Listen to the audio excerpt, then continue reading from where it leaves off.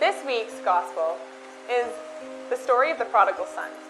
Many of you have probably heard this before.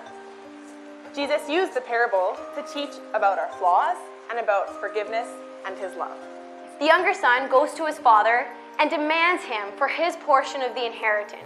He takes this money, goes to another country, and spends it lavishly.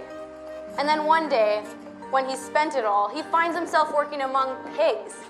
And he realizes that even these pigs have more to eat than he. He decides to go back to his father and work as a servant, not expecting his father would take him back to the family. But his father sees him coming and runs out to him, hugs him, kisses him, and welcomes him back. So Jesus uses the parable of the younger son to teach us about God's unconditional love. No matter how great our offenses or how far we've estranged ourselves from the Father, he is always ready and willing to forgive us and welcome us back. What people don't often realize is that there's just as much to learn from the story of the older son.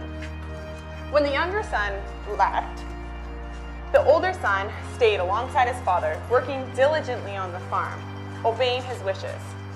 Then, when the younger son returned and was treated and welcomed without hesitation, the older son was angry. Wasn't he, the good son, entitled to all of this? Wasn't he faithful through all the years and received nothing? He was resentful of how his younger brother was being treated. So he refused to go to the feast. And while he is sulking outside, his father comes to him and says, "Son, all that is mine is yours. Your brother was dead and is now alive. He was lost and now is found." What this highlights is how the older brother was also flawed. He wanted to do good, but for a reward. He was also lost in his own greed. The older brother in this parable teaches us about the importance of the motivation behind our actions. Let's imagine that you're a nurse and you're working full-time and you're asked to work overtime every weekend of the summer. And you do it because you tell yourself and everybody else who can't believe you're working that much that you're a nice person and you think it's important to care for the sick.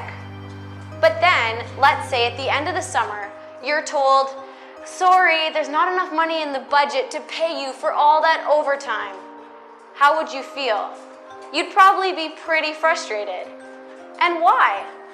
Well, even though you said you were doing it because you're a nice person and you care for the sick, part of you was also doing it for the money.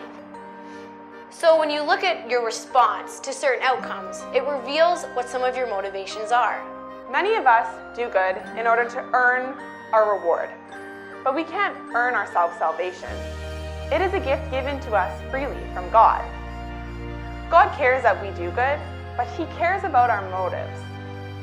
God wants us to follow him simply because we love him. And like the Jewish father in the story, our Father knows we're not perfect, but he still accepts us as we are, offers us forgiveness, and his unconditional love.